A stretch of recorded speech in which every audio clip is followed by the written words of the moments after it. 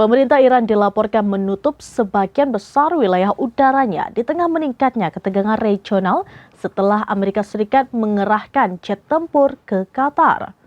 Kebijakan tersebut diberlakukan untuk seluruh penerbangan, kecuali penerbangan internasional yang masuk dan keluar Iran dengan persetujuan khusus dari otoritas penerbangan sipil setempat.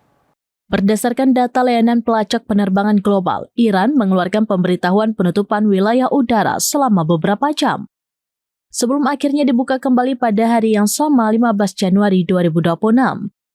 Dalam periode tersebut, seluruh lalu lintas udara domestik dan regional ditangguhkan sebagai langkah pengamanan. Penutupan wilayah udara juga berlaku bagi penerbangan yang hendak masuk maupun keluar dari wilayah Iran. Langkah ini menandai peningkatan kewaspadaan Teheran di tengah situasi regional yang dinilai semakin tidak stabil. Penutupan tersebut mencerminkan kekhawatiran Iran terhadap kemungkinan eskalasi militer akibat tekanan eksternal. Di sisi lain, Iran juga tengah menghadapi tekanan domestik berupa gelombang protes anti pemerintah yang berujung pada penangkapan massal dan jatuhnya korban jiwa.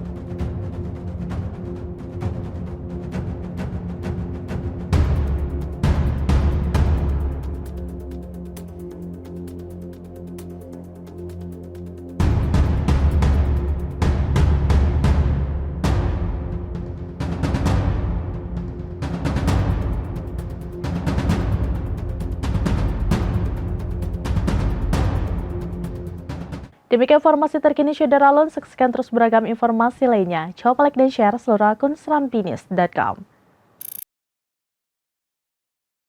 Download Tribun X sekarang, menghadirkan lokal menjadi Indonesia.